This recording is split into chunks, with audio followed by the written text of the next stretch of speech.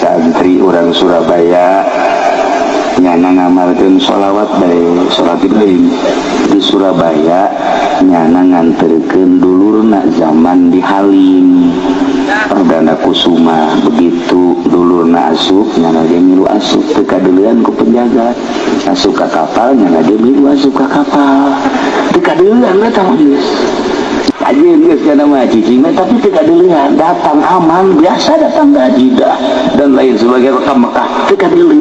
Ieu berkat maca sholawat Ibrahimiyah. Terus ke Madinah, terus balik dengan pas dek balik di Jeddah timbang barang, kemudian paspornya kan teboga, tanya paspor teboga kadili, tanya nama kadili, barang balik maka kadili, jadinya langsung sidang. Begitu di sidang aya nu ngabantuan seperti kos itulah keayaan nanyana bahwa nyana ngawirid itu teu kadeulean kabeh heraneun askar ge, polisi Arab, polisi Mekah heraneun ku taajub-taajubna akhirnya tetap dikembalikan ke Indonesia. Masya Allah, tak ieu wiridan hayang ka Mekah mah ka kiai mana bae ge eta jampe teh maca sholawat Ibrahim Niyah 4444 saminggu. Ama aku mah ieu trek jeung labat trek mu bae kieu bae nya cenah dibere amalan cenah. Ya Tuhan Syekh Abdul Qadir Jailani unsurni, ya Tuhan Syekh Abdul Qadir Jailani unsurni sakuting 1000. Oh eta banyak. Ya Tuhan Syekh Abdul Qadir Jailani unsurni. Dan unsurni kalau pantangkeun menta naon urang di dinya. Iya. Ari mama menta dinya hayang di aku anak murid tuan eueuh hiji murid tuan sabul kana neraka Pak. Mohon. Tak kitu menta. Orang yang baca salawat sampai 1000 haram batang tubuhnya dimakan api neraka. Itu apa orangnya khusyuk atau mahayabang hatinya? Itu ujar Nabi, orang nang pandir aja dapat seitu upahnya. Kalau hatinya hadir bang ya Rasulullah, lebih daripada itu.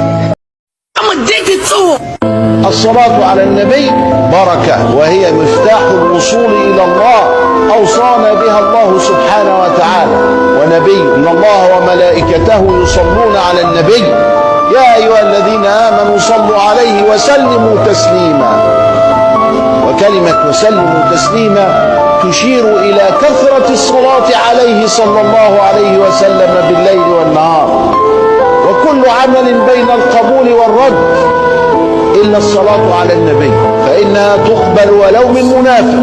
وإذا جاء أحدهم واشتكى لك أنه تكاثرت عليه الذنوب وكلما تاب كلما رجع إلى ذنوبه وأنه يستحي من الله وأنه لا يقدر على ترك الذنوب فانصحه بالصلاة على النبي صلى الله عليه وسلم لأن الله يقبلها منه على كل حال فيفتح عليه ويمنعه ويعصمه من الذنوب.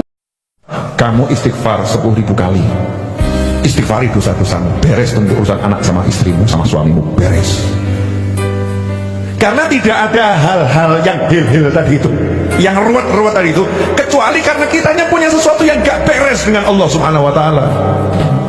Wujud kita sehebat apapun, kalau ada yang gak beres sama Allah Ta'ala, maka Allah akan mengingatkan kita lewat makhluk-makhluknya yang lain.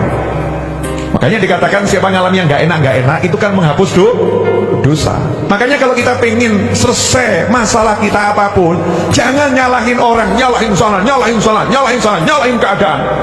Enggak. Semua yang ada di sekitar kita ini Allah kasih untuk mengingatkan kita. Allah kasih untuk membersihkan kita. Allah kasih untuk naikkan derajat kita. Nah kalau kita pengen yang enak, ya gampang caranya. Biar kamu nggak ngalamin yang itu, maka bereskan dirimu sendiri. Jihad lagi di medan tempur, silakan.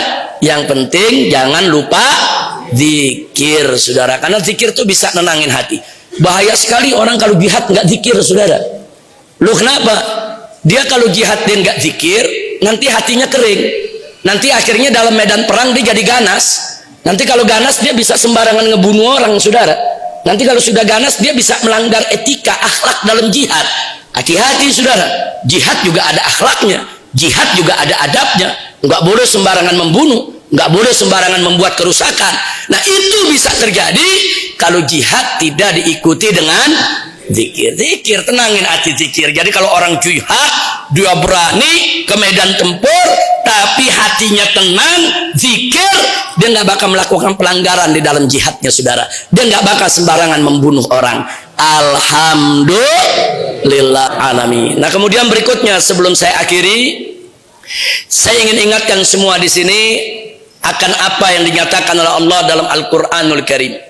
Allah mengingatkan kepada kita semua tentang pentingnya zikir. Nah, jangan zikir dipandang remeh, jangan zikir dipandang sebelah mata.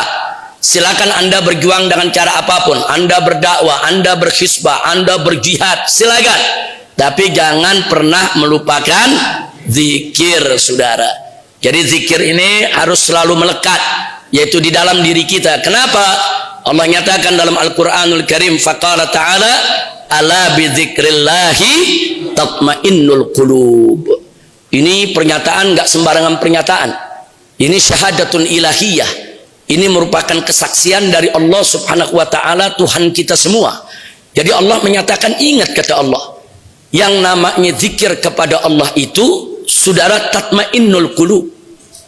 Ala bidzikrillah, ingat bahwa zikir kepada Allah tatmainnul qulub, itu akan menjadi tenang kita punya hati, saudara. Jadi hati itu bisa tenang dengan zikir kepada Allah. Ini nggak bisa dipungkiri. Kenapa? Karena dalilnya qat'i ada dalam Al-Quranul Karim. Allah yang menyatakan, nggak boleh kita ragukan, ya ikhwan. Nah sekarang pertanyaannya, ada apa dengan hati yang tenang? Nah di sini para ulama ahli sufi mengingatkan kita semua, termasuk Imam Ghazali, atau sebelumnya ada Imam Junaid, Imam Abu Yazid Al-Bustami, begitu juga Syekh Abdul Qadir Jailani dan lain sebagainya. Mereka semua mengingatkan kita dalam kitab-kitabnya, dalam semua pesan-pesannya, bahwa hati manusia itu setiap saat selalu bergejolak. Hati kita tuh selalu bergejolak.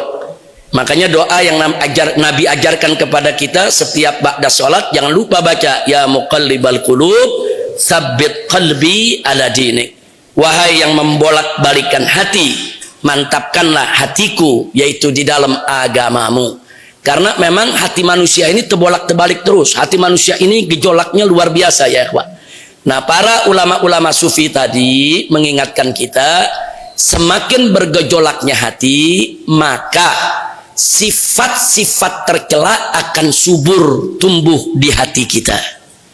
Jadi sifat-sifat tercela, sifat sombong, sifat takabur, sifat riya, saudara, sifat pendendam, sifat-sifat yang jelek, semua itu akan subur kalau hati kita bergejolak. Jadi sifat jelek itu ibarat alang-alang, nggak pakai disiramin, dia numbuh sendiri.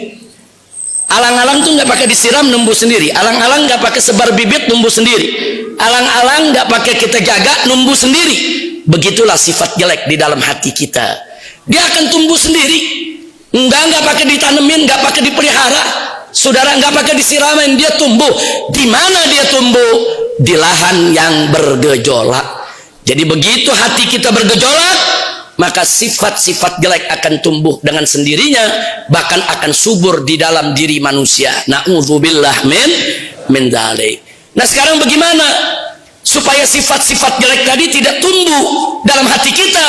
Maka hati kita nggak boleh bergejolak, hati kita harus tenang. Itulah tadi Allah kasih kuncinya, ala bidzikrillahi tatmainnul qulub. Ingat, dengan zikir kepada Allah hatimu akan tenang. Hati kalau sudah tenang, saudara, itu ibarat lahan kita garap. Lahan kalau sudah digarap, alang-alang nggak tumbuh, ya kawan.